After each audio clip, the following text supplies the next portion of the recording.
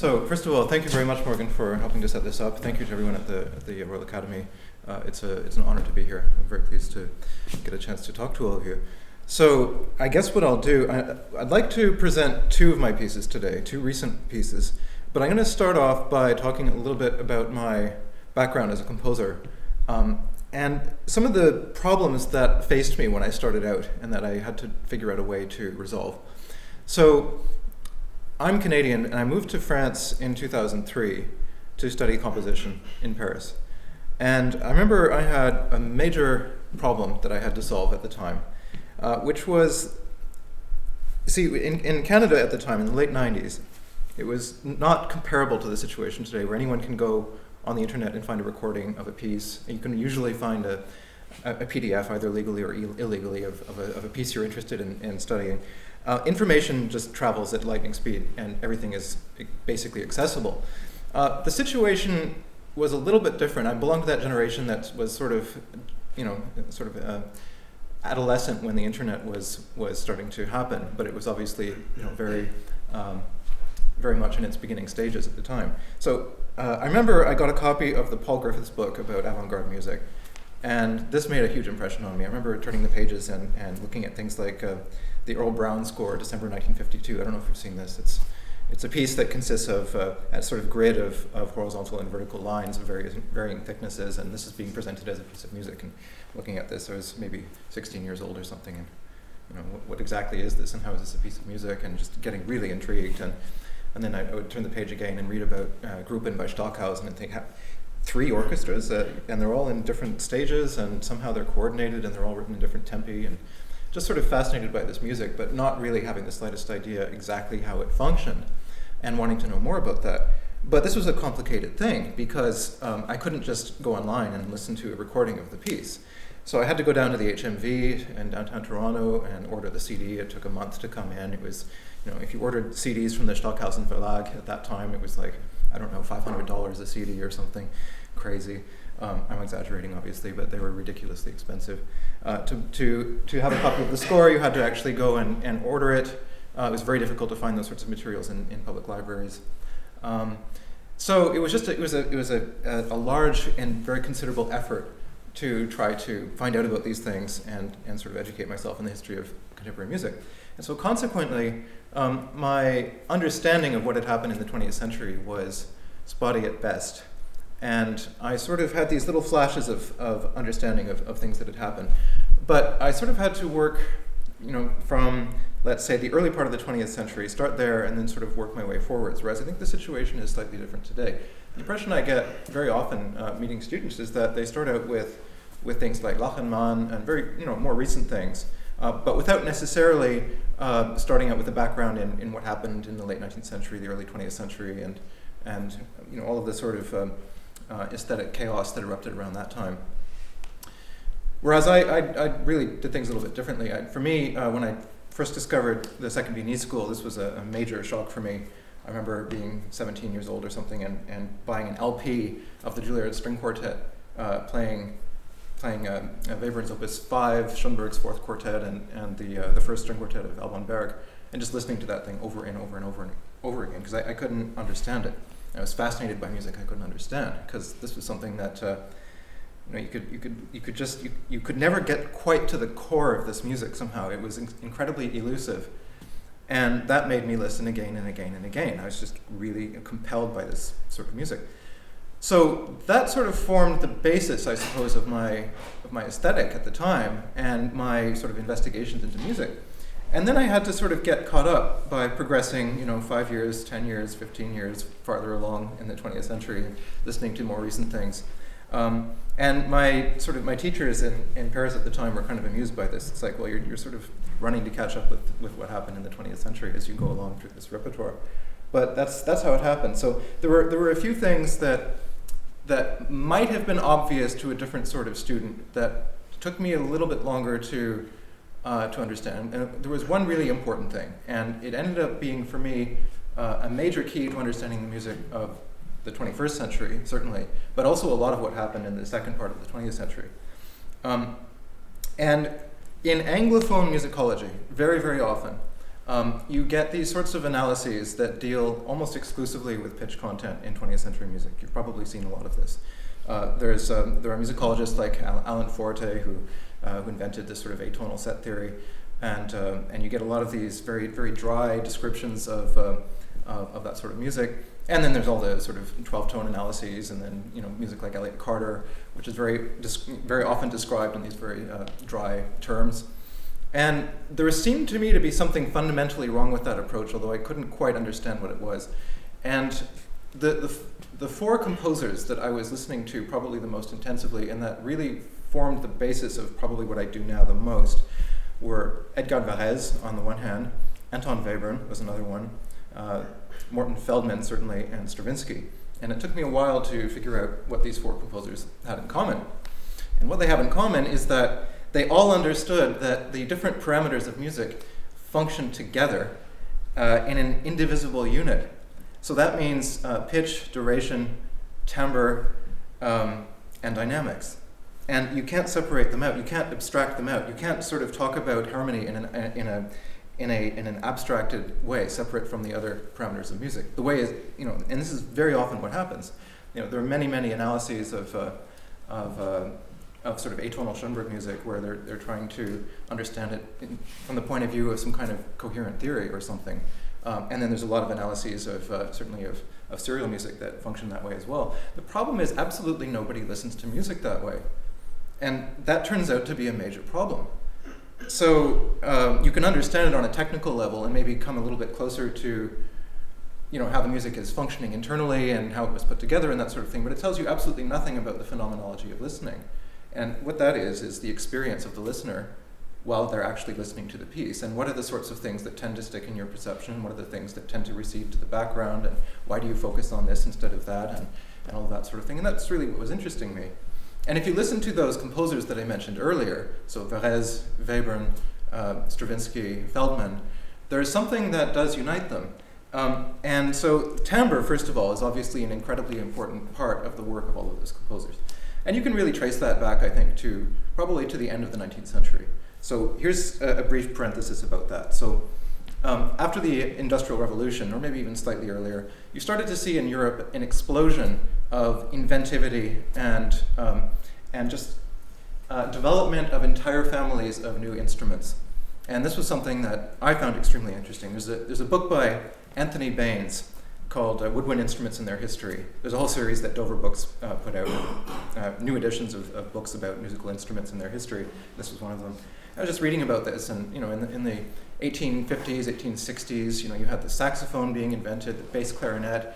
You had these strange things called rothophones and heckelphones, and all manner of clarinet, from the tiny sopranino clarinet to the double contrabass clarinet and all of these sorts of things. And this, I was reading this and thinking, this is absolutely incredible. It's like there's this non-stop stream of incredible instruments being invented all the time. Everything was in flux. The orchestra wasn't at all a standardized thing at that point, right? It was something that was constantly being added to and changed by composers, working together with instrument builders, working together with performers. And at a certain point, this just sort of froze at the early part of the 20th century, and the orchestra becomes this sort of standardized, monolithic dinosaur that doesn't really change. And I thought that was extremely unfortunate, and I was really fascinated by this period where you had all of these different things being invented. So anyway, that I mentioned only because the point is that there was a kind of obsession with timbre and with expanding the range of what it was possible to do in music at that time. And that certainly reflected an interest on the part of composers to affect audiences not only through harmonic effects and rhythmic effects and that sort of thing, but also through timbre. And that suddenly this was something that you could not abstract out and say this is a secondary aspect of my composition, the way you might plausibly have been able to do up to about the mid-19th century. For example, it's possible, I'm not saying that this always works, but it's possible to take, for example, a Schubert symphony and make a piano reduction of it. And I think you could argue that in so doing, you're not actually destroying the fabric of the piece, right? You're not actually really damaging its meaning and its integrity as a work of art. You're certainly changing it. You're changing the medium, And I'm not by any stretch of the imagination saying that Schubert's orchestration is something that you can discard because it's of no interest, not at all. I'm just simply saying that you damage the work less because its meaning is less tied into the specific timbral fabric of the composition. When you start getting into things like Debussy, if you think of the beginning of the Prélude à l'après-midi d'un faune, imagine that solo played on a trumpet, and you see what I mean. It would be completely ridiculous, and it would destroy the music. It would no longer function. It wouldn't make any sense, because the timbre, the instrumental identity, has become, by that point, an integral part of the music. And this just becomes more and more clear as you get into the 20th century and beyond, that the way music sounds, in other words, the timbral characteristics, the attack and decay characteristics, the richness of the spectrum, the way the different sounds combine, et cetera, are now somehow an indivisible part of the work's meaning. I think this is a very important point for me personally, for my development. And once I started to understand that, then it was possible for me to write things that were somehow increasingly personal and closer to my conceptions. Whereas I would say that in the beginning, when I was a teenager and so on, or in my early 20s, that was complicated because I hadn't quite figured that out yet. When you get into things like Feldman, timbre is such a huge part of it. If you were to do an analysis of Feldman where you only look at the pitch or something like that, it would be absolutely absurd, because it's not... The thing I understood by analyzing Feldman really closely is that it's not a G sharp. It's this G sharp in this register on that instrument at that dynamic in this context and for this amount of time. And that's what it is. It's this whole complex of things. And then when you start looking at things like Lachenmann, certainly, and the spectralists, and so on, you start seeing that the world of sound is incredibly vast and rich, and that this is just an amazing resource that hugely opens up what you can do in a composition. But that has some ancillary effects. So one of them is that music that is very temporally complex, not always, but it tends to have a slower harmonic rhythm than music that is not so temporally complex. And what that means is that it takes longer for events to unfold because there's all these little micro-variations going on in the sound. And so you have to think about music in a fundamentally different way when that's the case. And I remember around 2005, 2006, I was starting to write pieces where I would start out by defining some kind of harmonic world and finding chords that I liked and that sort of thing. And then I would start working in a very intuitive and reactive way with these materials. And I realized that I was actually needing quite a lot more time to treat them than might have been the case in the past, because the slightest little timbral inflection or change of orchestration or something required great focus on the part of the listener. You couldn't just have these things sort of zip by all the time. You had to have enough time for them to unfold properly. And at that point, my whole thinking about music really started to change, because I was writing a piece and it took me, a couple of minutes just to explore this little 6-note chord that I had at the beginning of the piece. Whereas I had started out thinking, okay, I'll come up with 30 of these chords and I'll put them here and here and here, and it absolutely did not work. And just sort of understanding the different tensions that were located within that chord and the way I could treat them, and trying to explore them a little bit, it took a long time. It required 2 minutes to do that because the material was so rich. So at that point, my whole thinking started to change.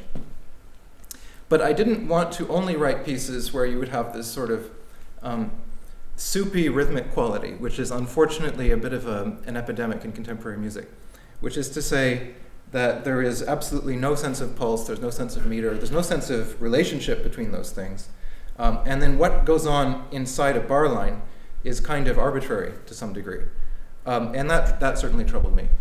So I wanted to find a way to integrate pulsed rhythms, but not obvious, boring pulsed rhythms, but pulsed rhythms that actually have a liveliness to them and that are interesting and unpredictable and all of that sort of thing. And that leads me to another point, which is that very often when you read about the music of the 20th century, you read about the sorts of oppositions that existed between, on the one hand, obviously I'm characterizing this, but on the one hand, between sort of progressive, avant-garde, Adorno-approved composers on the one hand, and a sort of reactionary, common sense, let's keep things down sort of composers on the other hand. And a lot of this discussion centers on whether or not the music was tonal. And I think that's actually a complete blind alley. There's another very important point. If you think about the composers of the Second Viennese School, there is something, obviously there's a lot of things that unite them, but there was one major thing that did not unite them, and that was the question of vernacular music. And by vernacular music, I mean music that comes from popular traditions, which, when you look at the entire history of Western music, has always been a central thing. It's an absolutely central thing in Bach. You cannot understand Bach if you don't understand his relationship with the Lutheran hymns, for example, and the sorts of popular musics of his day, which crop up in the cantatas, and obviously the Olyver and all sorts of things, also in the Goldberg variations. There's this sort of integration of the lofty, the sort of serious art aspect, and the popular on the other. And when you get into Romanticism, particularly, and especially in Germany, and especially around the time of Wagner, you get this extreme separation of the two. You have, on the one hand, the artist who sort of stands separate from society and sort of looks down on popular art forms. And then on the other hand, you have these popular artists who sort of sneer at the overly turgid and complicated and tragic so-called serious composers. And that's something that, to some degree, I think is still the case today in 21st century music. It's like, to some degree, we call it contemporary music, but a lot of what gets done is actually late Romanticism in terms of its attitude, in terms of its relationship to the audience, and in terms of the way the artist thinks of themselves. So anyway, so getting back to this in relation to the Second Viennese School. You had a composer like Webern, who absolutely hated popular music. He hated entertainment music. He thought it was just, completely beneath him. There's many stories about this. When he was starting out his career, he was always taking these jobs in theaters, working on operettas and things like this, really low-level stuff, and just complaining bitterly to Schoenberg in his letters about how he was having to do this completely demeaning work and how humiliating it was. And there was an opera that he had to conduct called something like what was it? Something like My Love from My Automobile or something like this. Some like really strange thing. And he's writing to Schoenberg and he says, even the title makes me want to vomit and this kind of thing. So Webern had this very reactionary, very intense dislike of entertainment music, basically. Whereas Schoenberg, to some extent, and certainly Berg to a very great extent, were very interested in popular music. And you can certainly hear that in things like Lulu of Berg, and obviously also in the violin concerto, and to some degree in Schoenberg in things like the Serenade. So that, for me, was actually a very important distinction, was whether or not you were able to integrate aspects of the vernacular, of the popular, into your style or not, and sort of bring those things together. And the other issue I had with that was when I was growing up in Toronto, I was listening to what seemed like two completely different sorts of repertoire. So on the one hand, I was fascinated with sort of the weirdest, most avant-garde sort of pop and rock music of the 1960s. I just love that stuff and listen to it over and over again, like things like Captain Beefheart. So now my channel has a number of videos dealing with that music, which I think is actually every bit as sophisticated and interesting and inventive as a lot of 20th century music. So there's that on the one hand. And then on the other hand, I was listening to things like the Second Viennese School and so on. And that was sort of a little bit schizophrenic for a while. Because on the face of it, it seemed like you had this very serious, intense form of expression that had nothing to do with popular music at all. And then on the other hand, you had this popular music that seemed completely crazy and divorced from anything that you could relate to the sort of tradition of Western classical music. It took me a very, very long time to figure out how I could put those two things together. And one of the things that I started realizing, and this really started probably about 6 or 7 years ago. It didn't start then, but I started to reflect more seriously on how I could take these two schizophrenically divided, what would you call, centers of interest, and try to unite them. Because certainly if you listen to my earlier pieces, there's absolutely no trace of anything vaguely popular in them. And on the other hand, when I was growing up, I was making all of these albums of completely insane pop songs, just the weirdest stuff. And then, I wasn't really telling anybody about this. and then at the same time writing these scores of sort of difficult contemporary music and so on. And then I started reflecting more seriously about how can I bring these two things together, and realizing that this was actually a fundamental challenge of music, I think, in the 21st century, which is that we're absolutely surrounded by commercial and popular music, and it's not the same thing, by the way. The two terms are often used interchangeably, but commercial music is not the same thing as popular music. Popular music can be not commercialized, for example. It can just be a sort of authentic vernacular form of expression that isn't necessarily mass-marketed and so on. But anyway, I wanted to figure out how I could retain aspects of that, which again had always been a central part of music throughout history, until really, I think, the sort of end of the 19th century, when you start getting this exaggerated separation between the two. And I think, to some degree, if you go to the major festivals of contemporary music today, I think you find that that's still the case to a very, very large degree. It's this sort of very, very highly abstracted music. It's very, very difficult to relate it to something familiar that is sort of going on in the overall culture. And so I started working with pulsed rhythms, as I mentioned earlier, and that ended up being an important thing. So these are not sort of conventional pulsed rhythms. Like they're always skipping, they're always changing, they're irregular. I use polyrhythms and so on. But just having a relationship between the content of the bar and the meter, the sort of metrical structure, the stresses that exist within the meter and what's going on inside the bar, already resulted in a fundamental change in my approach. So that was one thing. And then the other thing was trying to pare things down so that the different materials and ideas in my pieces would be immediately graspable, so that you could hear them and there would be a clear shape that would come at you. And the thing that always struck me was the simpler a shape is, the simpler an idea is, the more latitude you then have to mess around with it and do things with it that are radical and disfigure it, and you'll still understand it as being a disfigurement. Whereas if you start with a very complex object and then change it, probably you haven't really retained the contours of the complex object to begin with, so it won't even register as a change. So just trying to simplify and pare things down. So, okay, so I've already talked a fair bit, so I think it would be maybe a nice idea to listen to something. So, if everybody agrees. So what I'd like to do, I'm going to present two pieces. So the first is a cantata that I wrote over a very long span of time. There's a first version that was broadcast by Radio France in 2013, and then a final version that was just premiered 2 months ago in Kiev, Ukraine. So this is a piece that is based on texts by an English poet called Tom Rayworth, who was somebody that was actually very important to me, because I'm also a writer, and also personally because he came to Toronto and gave a reading when I was quite young, and I was very impressed by this. And I kept up a correspondence with Tom Rayworth, and he's a very, very important poet for those of you who haven't heard of him. He was probably the central figure in sort of modernist English poetry in the latter half of the 20th century. Very, very important figure. He started many different independent poetry presses and was very, very active. And so he wrote a poetry that I found completely fascinating, because it's very, very hard to put your finger on exactly what's going on in one of his poems. They're sort of very, very skittish and jumpy, and there will be sort of a fragment of a thought, and then it will suddenly jump off onto something else, and then maybe the original thought will be completed 5 lines later, and so on. But it's poetry that sort of requires speed. You can't sort of read it in this leisurely fashion and savor every word the way you can with some things. You really have to just sort of turn it on full speed and go on and stay on all the way to the end, because that's part of the sensation of this poetry. It's sort of overwhelming and what would you say, and sort of disorienting. So I was thinking, how could I do this in music? How could I take this poetry and try to create a similar sensation in music? So that was the challenge of this piece, and it took me a long time to figure out how to do that. So the cantata is called Iridescent Notation, and that's a line that I took from a poem by Tom Rayworth.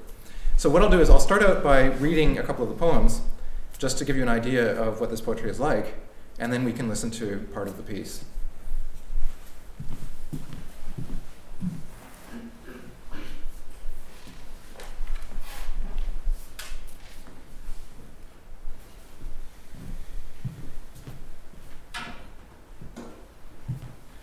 Could go disastrously wrong, but disastrously wrong. But I'm going to try to put my laptop here. Maybe this will work. Okay.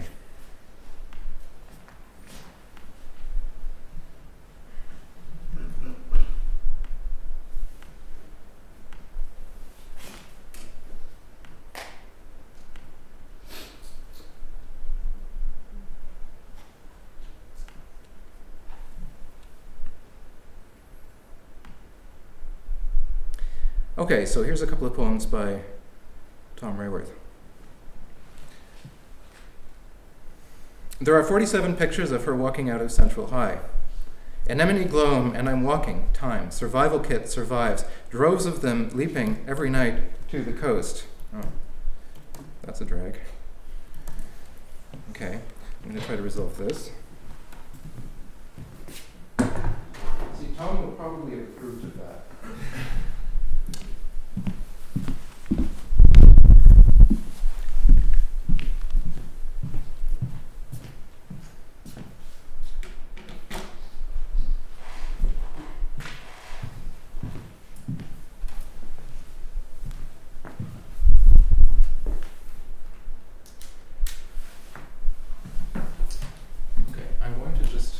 Paper copy. It's unlikely that anything could go wrong with that.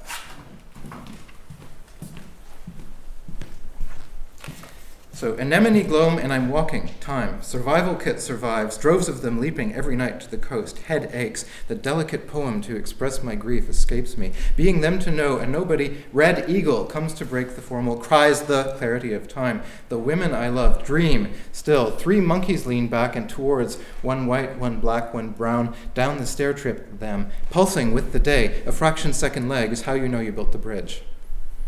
And so it's these little shards of meaning that come at you, and you can't really try to put them together. It's too fast. Any questions? That would be a good way to fill this awkward pause. Okay. So I was wondering, this is all very new, very recent and orchestration classes that people were talking about the sort of Tambor and orchestrations of the skill came to that change in the 19th century.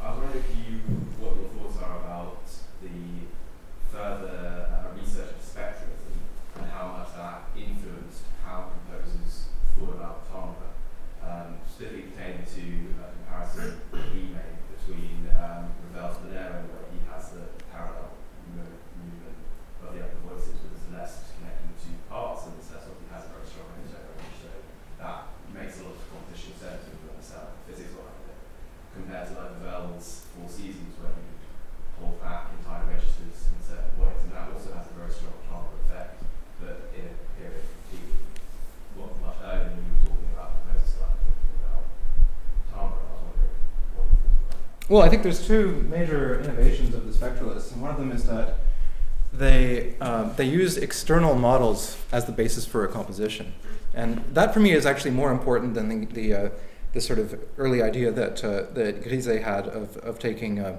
sort of spectral analyses of sounds and orchestrating them with different instruments representing different partials in the sound. The more important idea than that, I think, is the idea that you would take some kind of an external model and use that as the basis of a composition, and use that also to structure the composition in time. I think that's a very interesting idea. And actually, as with many things, Stockhausen actually predated that idea to a very large extent with things like Gruppen, which is based on, I don't know if anybody knows this story, but he wrote the piece in a cabin in Switzerland in a small town, and he had a view out the window of the Alps. And he traced the outline of the Alps and used that to determine the way the events would unfold over the course of the piece. So that's actually a similar idea. Obviously, it's a very different procedure than what goes on in spectralism. But the idea of taking something that isn't really a musical idea per se and transposing that into the musical domain, I think is very, very interesting. And the other thing that you get in spectralism is this idea that timbre and harmony are the same thing, or they fuse together and form a single parameter, and that you can't really separate them. So you have these harmonies that are so complex that they become timbres in and of their own right, and you can sort of compose these timbres and have them evolve over time. So that's a very important thing. I mean, when I was first starting out at the Paris Conservatory as a young student, that sort of thinking was very prominent. The idea of the process-based piece, where you would start at place A, and then through some sort of modulatory process, you'd end up at place B, and then there'd be a certain number of linear steps that would allow you to get from A to B, and so on. So there was a lot of music being written that functioned that way. My music has never functioned that way. So that was actually a bit of an issue when I was a student, because I could absolutely not apprehend music in that manner. My stuff would jump all over the place. There was no development. There was very weak directionality, and it was very based on the moment and on the energies of different moments colliding and then pushing apart from each other and that sort of thing. So that also took a very long time to figure out how to actually make that function in a large-scale piece. Whereas the spectralist thing, because it tends to be always modulating between one state and another, between fast and slow, high and low, between chord A and chord B and all of this sort of thing, it's always morphing from one to the other. That sort of question is just kind of taken out of the equation to some degree. So the way time works in spectralism is something that is also an incredibly important aspect of it, I think. So, but I have to say though, when I was a student, none of the then current predominant trends in composition really affected me all that much. So I was actually very isolated in that respect, because I certainly was aware of Lachenmann and liked his music, but it had very little impact on my own things. The other thing was electroacoustics. I mean, I went to EarChem for a year, and I learned about Max MSP and open music and audio sculpt and all of those things, but I never ended up using them. And then spectralism certainly I was very aware of, and it was everywhere, but it had almost no effect on my music whatsoever. So I somehow, I don't know, fell between the cracks of all of these things and ended up doing something completely different. So I think this is working now. Anyway, I hope that answers your question. So that was Iridescent Notation.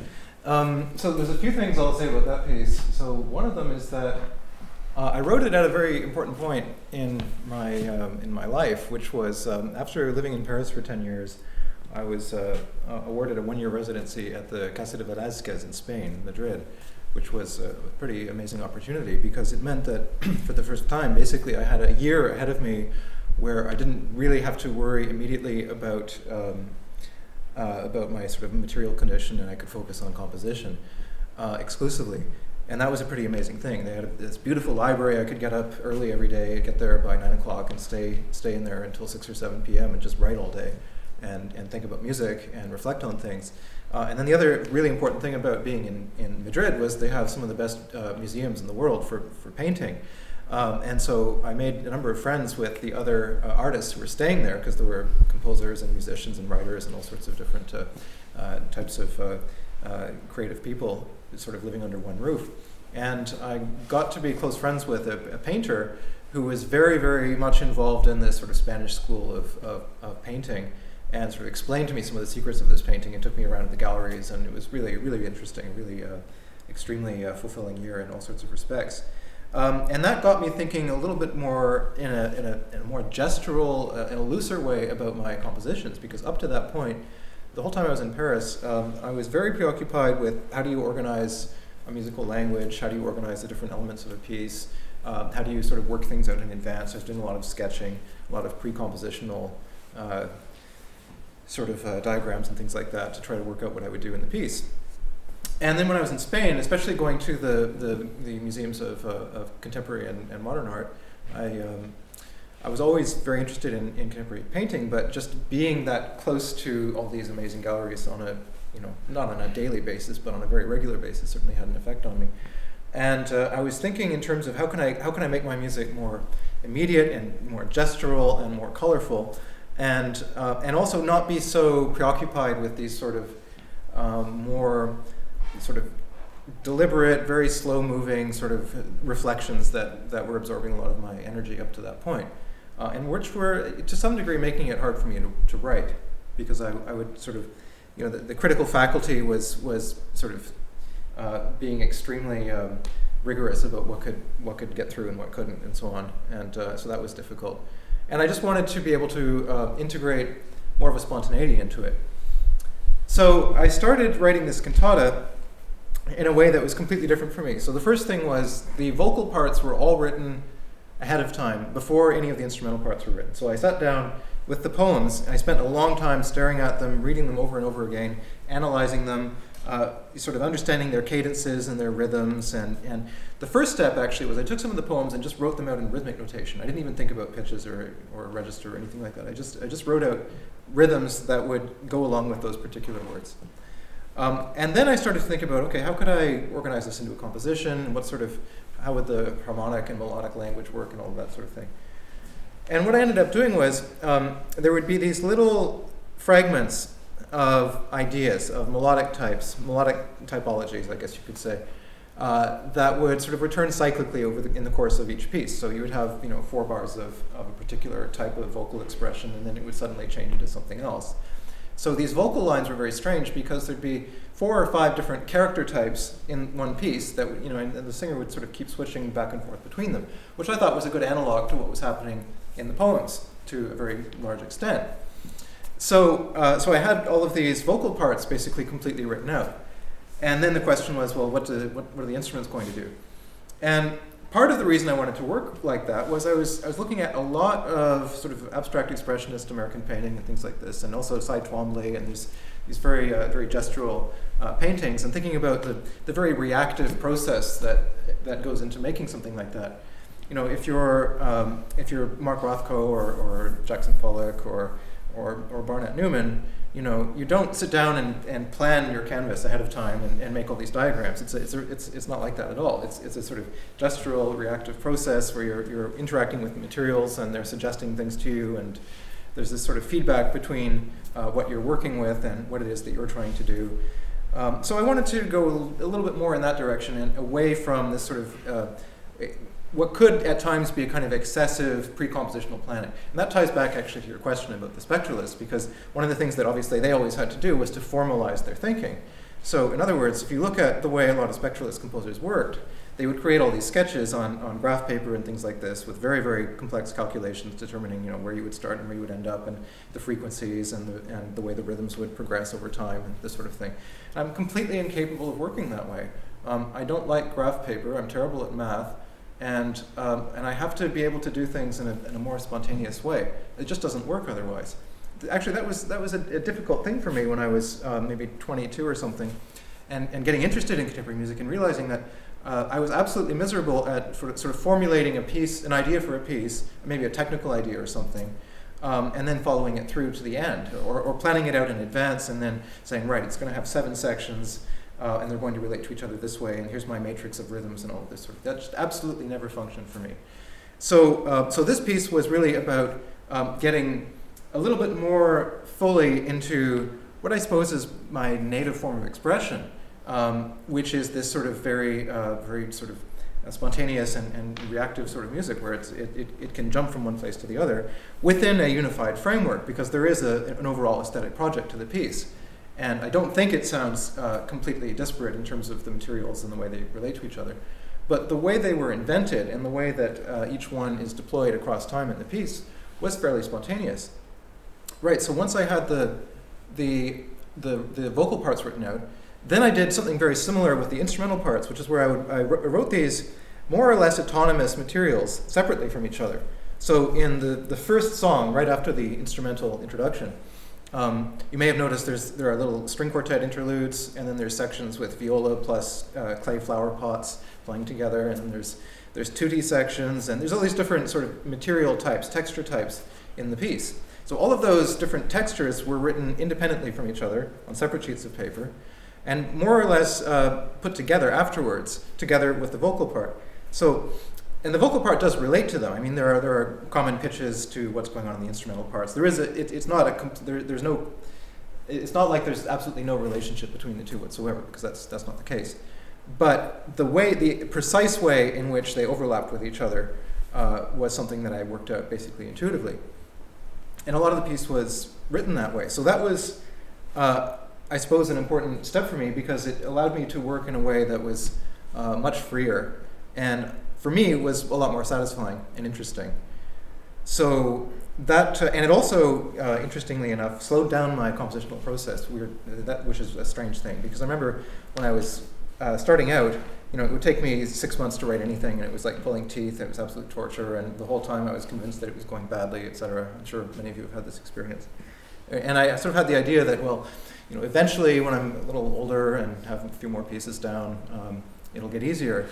And no, it just gets harder and harder and harder.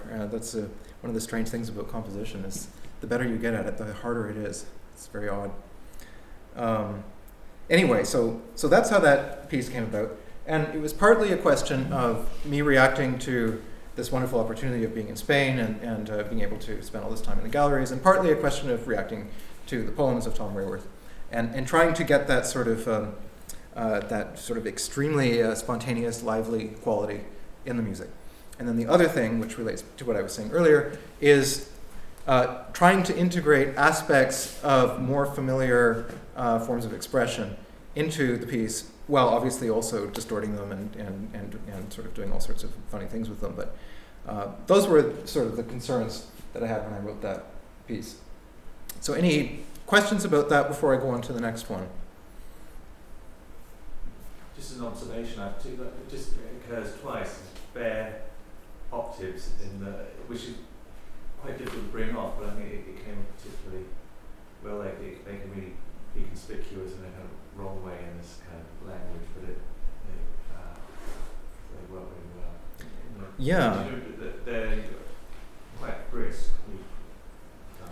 Yeah, the question of octaves is a funny one. It's strange, isn't it? Because it's something that really divided composers in the 20th century. If your piece had octaves in it, it was a certain type of piece, and if it had no octaves in it, it was a different type of piece. And the two could not meet. It almost seemed like a forbidden thing. Oh, absolutely, yeah. Someone once asked Schoenberg why he didn't use triads in his serial pieces, which you can write triads into a series, And he said, well, if in one of my pieces a C major triad was to occur, it would take me, half an hour to justify it musically, in terms of how I got there and where I would go after that and that sort of thing. So they're very, very interesting way of thinking about it.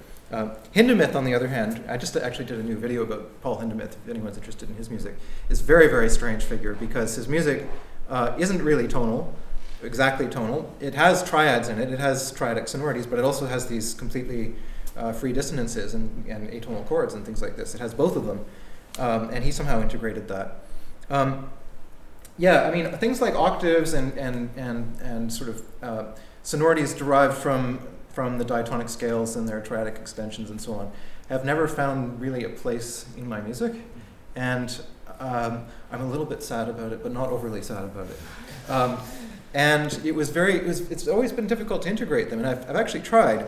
I have nothing against them ideologically or anything like that, or technically or aesthetically. It's just that they sound wrong a lot of the time when I try to use them. So, but I like them, and so in this piece it's very discrete. But there are a few octaves, and I hope that my language will become, able to integrate them maybe a little bit more easily in future pieces, because there are all sorts of composers that use them to great effect, and it works, and it doesn't sound incongruous. So it's really a question of the language. Like last night I heard a piece by Hans Abrahamson, Let Me Tell You, and there's probably about 30,000 octaves in it. And it's great. It's a great piece, a wonderful piece of music. Ligeti obviously used octaves all over the place, and there's nothing. It's so funny when those quadruple octaves occur in the Kammerkonzert. They don't function as octaves at all. They function as a timbre, as a sonority. So yeah.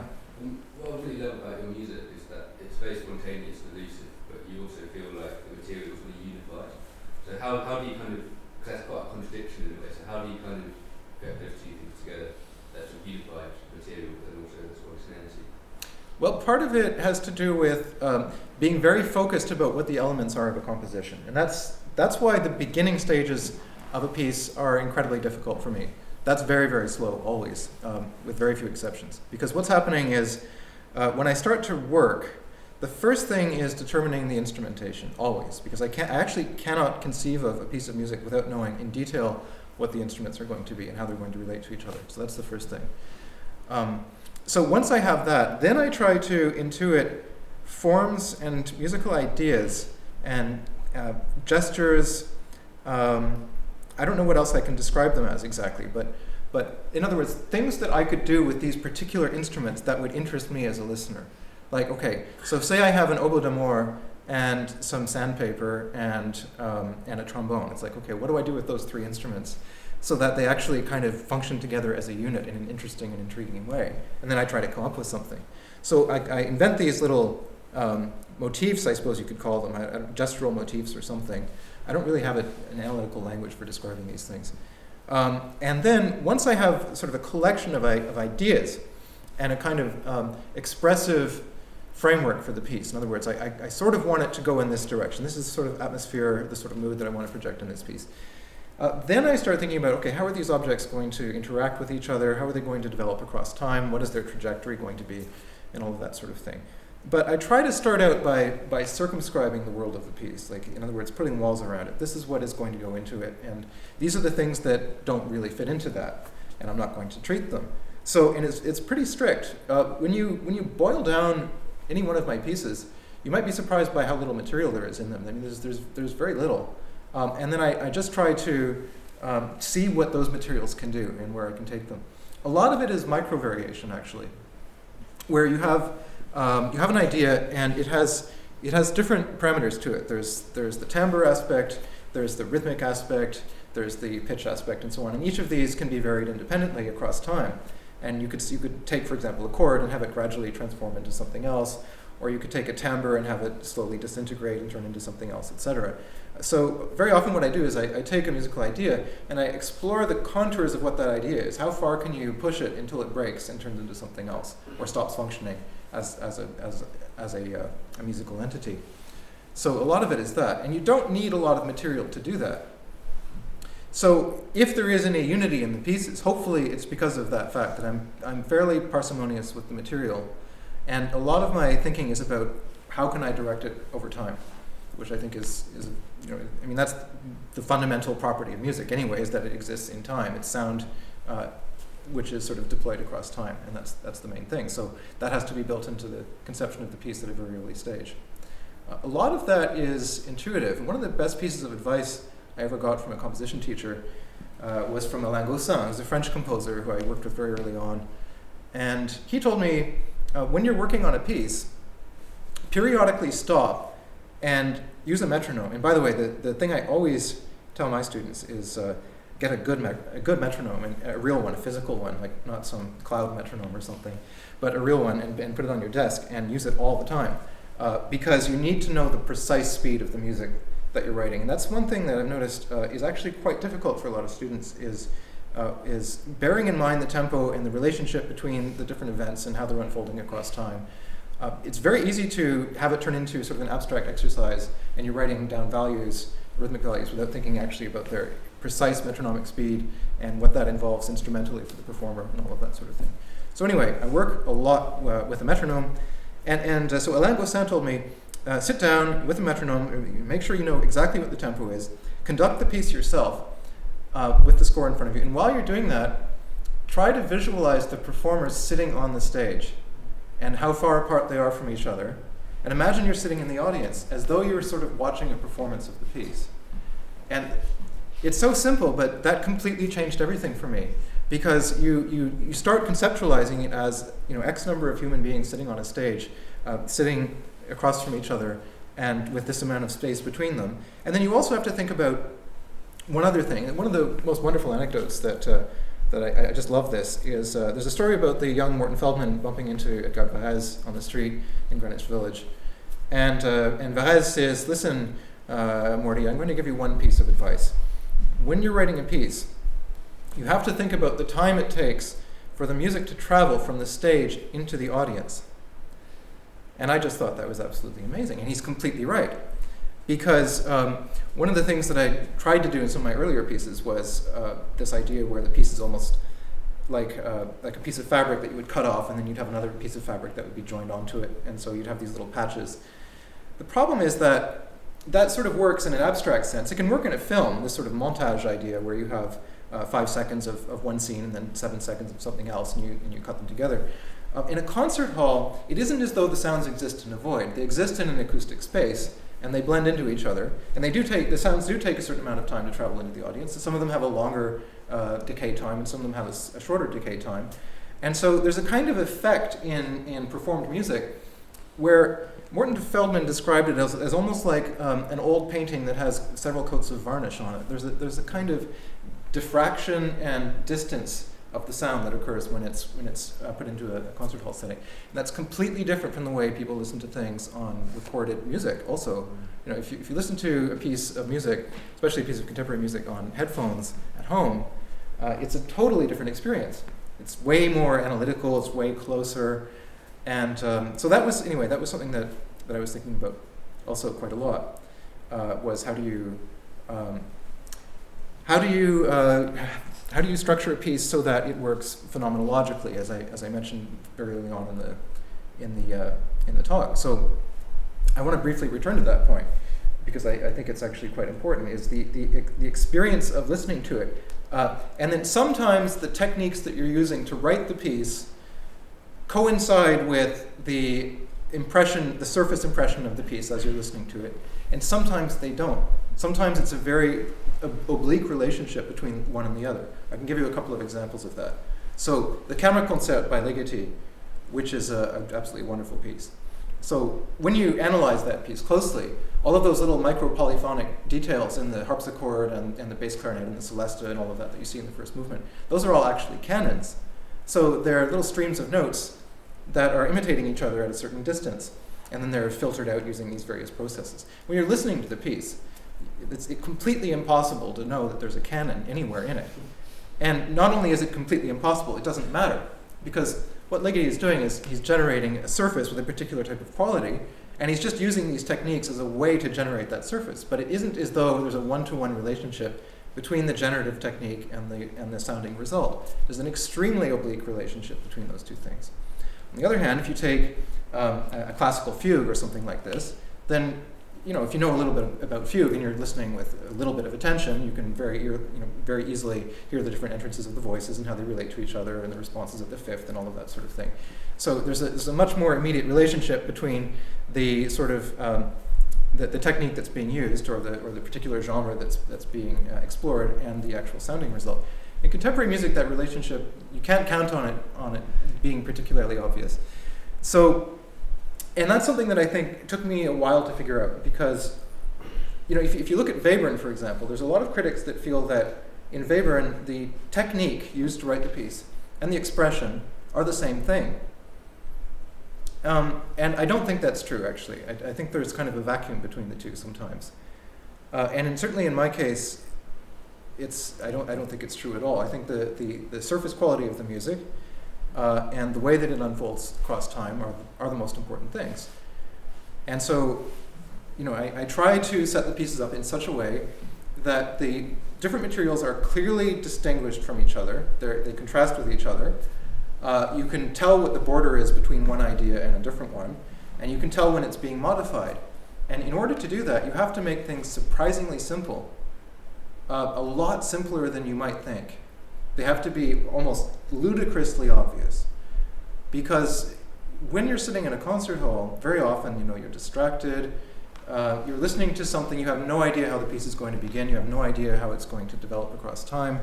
You're just sort of sitting there waiting for events to unfold, and you're kind of wandering through a virgin forest to a certain degree.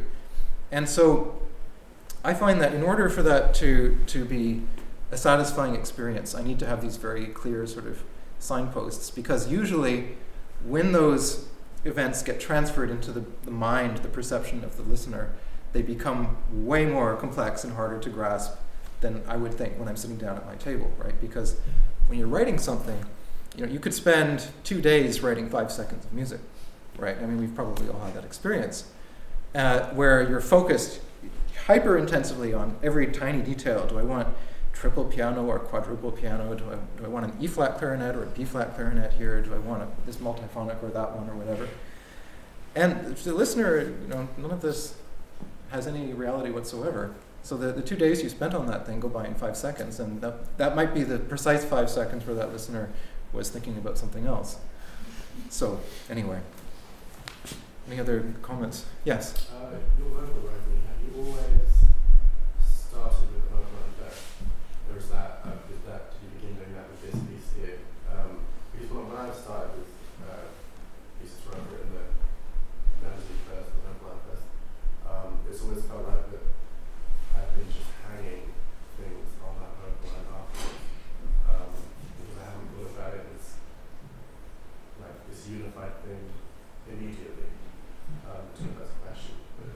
Yeah.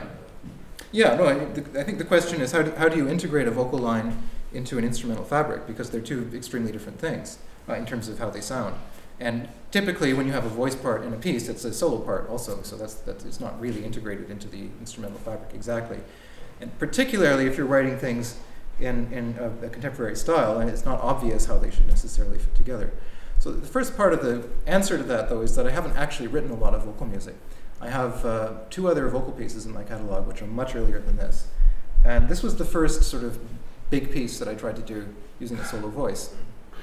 And it's a very, very difficult thing to do. I mean, you have to know all the different types of voices, and you have to know how you can place different vowels in different registers, and you have to think about also just the fatigue of the voice and the characteristics of the different registers and the degrees of tension, and also the comprehensibility of the text, if it's important that the text be understood or if it's not so important. All of these sorts of questions come into it. So those were the sorts of things I was thinking about quite a lot. And I also listened to a lot of sort of classical vocal writing, things like the Mozart operas and things like that. I find that there's often a bit of a problem in contemporary vocal writing, in the sense that if you look at things like A Mirror on Which to Dwell by Elliott Carter, which actually I admire as a piece, and I really like Elliott Carter's music, but a lot of the vocal lines in that piece are extremely wide. If you're not writing diatonic music, you're probably writing quite large intervals. I mean, one of the things about diatonic music is that the notes are close together on the scale, but if you're writing in a sort of post-serial style, then you don't have that, and you often have these large intervallic leaps, and you have the entire range of the voice being used in this sort of very zigzaggy way, which is hard on the voice, it's hard on the listener, and it's also hard on the comprehensibility of the text. There's a lot of pieces. I mean, Le Marteau sans Maître is another one where you have that kind of very disjunctive vocal writing, and I didn't want to do that exactly. I mean, there's some of that in the piece, but I also didn't want to write necessarily the sort of very, very sort of, what would you say, sort of ordinary lyrical, quasi-diatonic sort of things. I wanted to find some other way that I could write for the voice in this piece. So I have no idea if I succeeded, but that was what I was trying to do in any case. How did the microtonal string parts come about? And if you feel like talking about pitch, how did you get the pitches in specifically the fifth movement violins, solo or violin line? Oh, right, okay. So when I started writing quarter tones in my music, that was actually quite early on. I think the first piece was a solo flute piece called Nombre Imaginaire, Imaginary Numbers, that I wrote in 2004. At first, they were basically inflections. So in other words, I would start with some kind of a vertical aggregate of pitches, and I would inflect them. I would bend them up or bend them down, and then that allowed me to take an object of some kind and sort of show what the limits of it were. In other words, if you bend it a little bit this way and a little bit that way, it still functions as the same thing, but you're sort of twisting it a little bit. So a lot of it was like that at first, and it functioned much in the same way that a timbre fingering works on an oboe or something like that, where you sort of apply a filter to a sound, you bend it a little bit, you change it, and you show what its parameters are. I started to integrate microtones into my harmonic thinking several years after that, and I couldn't do that until I was actually able to hear those intervals inwardly, which was something that I had to work hard at. Once I had done that, and once I understood which intervals worked, so which sort of microtonal intervals could work, because they don't all work. I mean, it's extremely hard to work with things like, for example, a perfect fifth plus a quarter tone or something. They just tend to sound out of tune. Whereas if you take the interval that is between a minor third and a major third, or between a minor sixth and a major sixth, or for example, a major second but slightly wider, or a minor second but slightly wider, those sorts of microtonal intervals are actually incredibly effective, I mean, depending on how you use them. So some of them work very well, others are much harder to work with. So I spent a long time working with that, and part of it was finding ways to devise little instruments that could play microtones, MIDI keyboards and things like that, or instruments that I could tune and really focus on listening to them and getting a real sense for the properties of those intervals, because it's not an obvious thing. It's a hard thing to work And in the case of this particular piece, you know what, I honestly don't exactly remember how the string quartet parts were written, but I think it's very clustery. I probably defined a registral space within which I could use a series of quarter tones. I think actually that's a canon.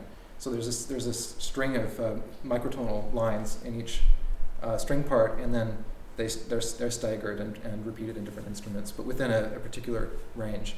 I think that's how that works.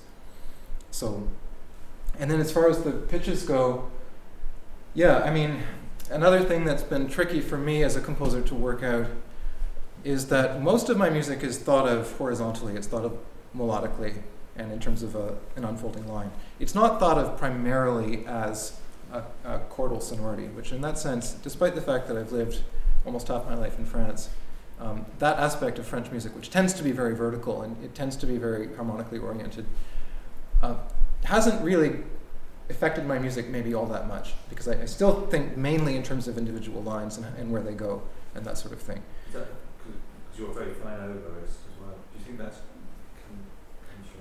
Oh, probably, yeah. Because I played obviously a lot of oboe music, and I was very, very attentive to things like phrasing and directing a line, and where does it start and where does it go, and how do you build the line across time and that sort of thing. That was very important. And it also comes probably from the fact that I started out writing, popular tunes and things like this, and in which the melody is key. I mean, that's the focal point of the whole thing. But you have an idea of a line that has a particular direction, and you have these ways that they interact with each other, so that there's some kind of harmonic coherence to it in terms of what the intervals are and the degrees of tension that exist in the different chords and so on. So I'm thinking in terms of lines most of the time. Any other? Okay, do we have time to? Oh, it's just about noon. Okay, so if there's no other questions, I suppose we can stop there.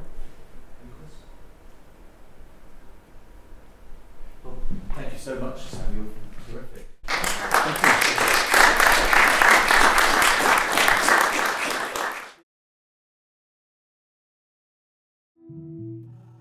If you like this channel, support it. Your help allows me to keep on making high-quality music education videos available to anyone around the world who wants to watch them at any time for free. Check out the rewards for varying levels of support at www.patreon.com/SamuelAndreyev. Thanks for watching.